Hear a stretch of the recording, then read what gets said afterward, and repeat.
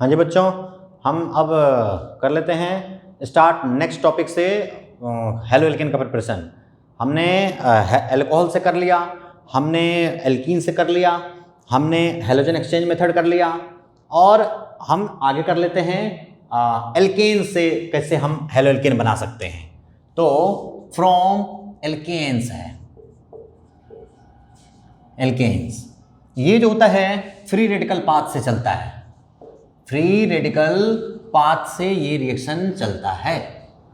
इसमें जरा देखिए, इसमें होता क्या है कि अगर हम एक कंपाउंड ले लेते हैं CH4, इसमें अगर हम X2 से रिएक्शन करा देते हैं और UV लाइट के प्रेजेंस में अगर हम रिएक्शन करा देते हैं तो इसमें प्रोडक्ट क्या बनता है। ये UV लाइट क्या होता है कि इस एल्केन को बहुत ज़्यादा रिएक्शन कराता है, तो इसमें मोनो और पॉली प्रोडक्ट बहुत सारे बन जाते हैं। क्या बनेगा, पहले ये X2 अगर हमारा लार्ज अमाउंट में अगर होता है, एक्सेस अमाउंट में अगर ये भी होता है और ये तो होता ही है, तो इसमें क्या होगा कि एक बारी एक X2 आएगा और इसमें से एक H को ले जाएगा। H हो गया, H हो गया, H हो गया, H हो गया, एक X2 आया और एक HX यहां से निकाल के ले गया और एक X जो होता है इस कार्बन पर आकर जुड़ गया और ये क्या हमारा बन गया, CH3X बन गया, एक प्रोडक्ट हो गया।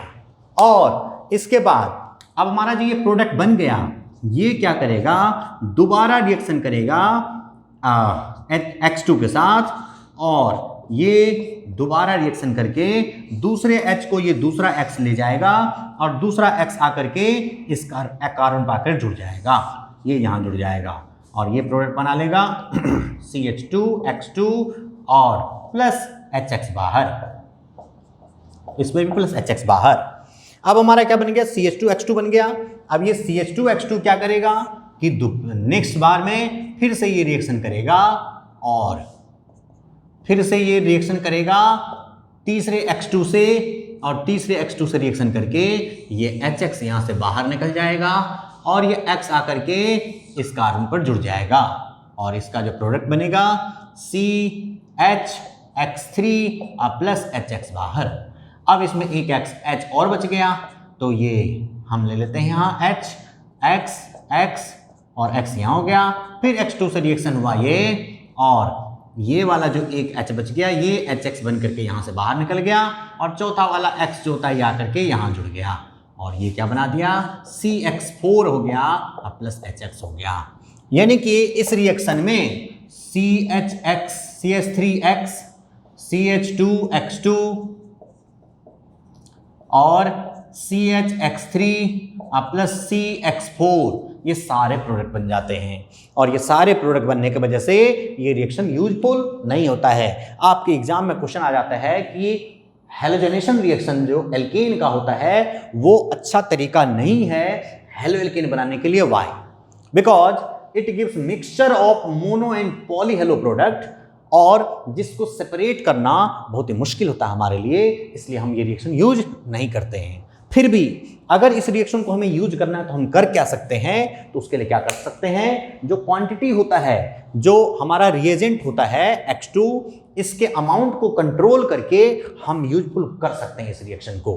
कैसे कर सकते हैं, तो उसके लिए ये देखिए, अगर इसी CH4 के साथ अगर रिएक्शन किया जाए X2 का ही रिएक्शन किया जाए, CH4 के साथ रिएक्शन करेंगे X2 का और UV लाइट में ही अगर हम रिएक्शन करते हैं तो इसमें क्या होगा कि ये एक्सेस में ले लिया जाएगा और ये 1 इक्विवेलेंट लिया जाएगा या 1 मोल लिया जाएगा। अब ये लेने पर क्या होगा कि ये तो एक ही है, तो इसका क्या होगा कि एक X यहां का और एक H यहां का HX बन करके बाहर निकल जाएगा और ये CH3X आ जाएगा प्लस HX बाहर। यही हमारा मेजर यील्ड में हो जाएगा। हालांकि रिएक्शन इसमें और भी होगा लेकिन मेजर यील्ड में हमारा यही बन जाएगा, तो प्रोडक्ट यही हो जाएगा। इस तरह से हम इसको क्या कर सकते हैं, कंट्रोल्ड हेलोजनेशन कर सकते हैं बाय 1 इक्विवेलेंट ऑफ X2 और एक्सेस ऑफ CH4। तब ध्यान दीजिए, इसमें रिएक्शन जो हुआ है हमने लिखा है फ्री रेडिकल पाथ से रिएक्शन हुआ है, तो क्या होगा, इसका H निकला होगा, इस कार्बन पर रेडिकल जनरेट हुआ होगा, यहां से भी X रेडिकल आया होगा और X रेडिकल इस कार्बन पर जुड़ा होगा और फ्री रेडिकल पाथ से रिएक्शन चल रहा होगा। अब बात आती है कि अगर कोई 2 या उससे ज्यादा कार्बन वाला एल्केन आ जाए, तब इसको X2 से यूवी लाइट में अगर हम रिएक्शन करते हैं तो क्या होता है, इसमें क्या होता है कि ध्यान दीजिए कि मोनो ये हमारा 1 इक्विवेलेंट ही है, ये ध्यान रहे ऑलवेज ये 1 इक्विवेलेंट ही लिया जाता है, ये एक्सेस में लिया जाता है। इसमें X को जुड़ने की पॉसिबिलिटी इस वाले कार्बन पर भी है, X को जुड़ने की पॉसिबिलिटी इस वाले कार्बन पर भी है, X को जुड़ने की पॉसिबिलिटी इस वाले कार्बन पर भी है। बट इन तीनों कार्बन में मेजर यील्ड में कौन सा प्रोडक्ट बनेगा, तो मेजर यील्ड में कौन सा बनेगा, इस जगह पर क्या होगा कि इसका एक H निकाल के अगर एक X जोड़ दें तो HX यहां से बाहर निकल गया, X इस पर जुड़ गया। अगर इसका निकाल के हटाते हैं हम लोग तो X इस पर जुड़ गया, H यहां से बाहर निकल गया। ये दोनों कार्बन इक्विवेलेंट है, इन दोनों में से किसी एक प्रोडक्ट लिखना हमारा जरूरी है, और ये अलग प्रोडक्ट है, इस पर भी एक प्रोडक्ट बनाने की जरूरत है। तो हम यहां पर 2 प्रोडक्ट बना लेते हैं, CH3CH2 CH2X प्लस CH3CH2X और इधर को CH3, ये बना, ये दोनों प्रोडक्ट बना हमारा। अब इन दोनों में आपको देखना है कि मेजर प्रोडक्ट कौन सा है। तो मेजर प्रोडक्ट कौन सा है, तो आपको मालूम है कि ये फ्री रेडिकल पाथ से चल रहा है, और इस कार्बन पर अगर X जुड़ रहा होगा तो रेडिकल इस पर बना होगा, अगर इस पर जुड़ रहा है तो रेडिकल इस पर बना होगा। तो अब ध्यान दीजिए रेडिकल की स्टेबिलिटी, तब रेडिकल की स्टेबिलिटी यहां पर अगर रेडिकल बना तो 2 डिग्री का, यहां बना तो 1 डिग्री का, तो मोर स्टेबल रेडिकल कौन सा होगा, 2 डिग्री वाला मोर स्टेबल होगा, तो मेजर प्रोडक्ट हमारा 2 डिग्री वाला होगा। ये माइनर प्रोडक्ट हो गया। इस तरह से हम क्या कर सकते हैं, फ्री रेडिकल हैलोजनेशन रिएक्शन हम लोग कर सकते हैं एल्केन से हेलो एल्केन के प्रिपरेशन के लिए। तो इसमें आपको ध्यान रखना है कि थोड़े थोड़े रिएक्शन अलग अलग होता है। रिएजेंट जब डलता है तो प्रोडक्ट उसके हिसाब से बनता है, एल्केन के हिसाब से बनता है। तो आपको ढूंढना क्या है, इसके प्रोडक्ट बनाने के लिए ढूंढना है कि सबसे ज़्यादा डिग्री का कार्बन कौन सा है। तो सबसे ज़्यादा डिग्री का कार्बन के लिए अगर इस पर CH3 और इस पर CH2 अगर इसको रिएक्शन कर दिया जाए Br2 के साथ यूवी लाइट में ही, तो इसमें आपको सिर्फ मेजर प्रोडक्ट बनाना है, सिर्फ मेजर प्रोडक्ट। तो आपको पूरी कंपाउंड में ढूंढना है कि सबसे ज़्यादा डिग्री का कार्बन कौन सा है। सबसे ज़्यादा डिग्री का कार्बन कौन सा है, ये कार्बन है, ये 3 डिग्री का कार्बन है, इसका रेडिकल 3 डिग्री का बना होगा। तो इसका मतलब क्या होगा कि Br आकर के इस वाले कार्बन को हम जोड़ देंगे, सबसे मेजर प्रोडक्ट हमारा वही हुआ। Br, इधर को CH3, इधर को CH2, इधर को CH3, ये हमारा प्रोडक्ट बन गया। लेकिन कभी कभार ऐसे होता है, CBSE में तो नहीं आता, जेईई में आता है कि इसमें टोटल कितने प्रोडक्ट बन सकते हैं, आपसे ये पूछा जा सकता है टोटल नंबर ऑफ प्रोडक्ट कितने होंगे इसमें। तो जो टोटल नंबर ऑफ प्रोडक्ट बनेगा, एक बार Br यहां जुड़ सकता है, एक बार Br यहां जुड़ सकता है, एक बार Br यहां जुड़ सकता है, एक बार Br यहां जुड़ सकता है। तो 4 प्रोडक्ट तो ये नॉर्मल बनेंगे, और इस 4 के अलावे एक और प्रोडक्ट बनेगा जो इस वाले कार्बन पर जो Br जुड़ा होगा वो कार्बन, ये कार्बन कायरल कार्बन हो गया, ऑप्टिकली एक्टिव कार्बन हो गया।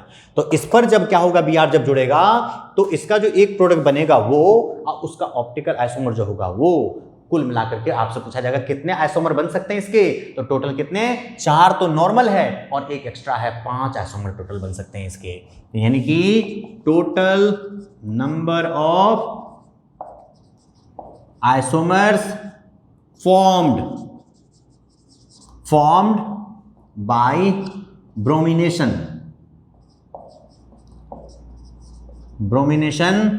of this compound will be equal to 5। Total number of product बन जाएगा 5।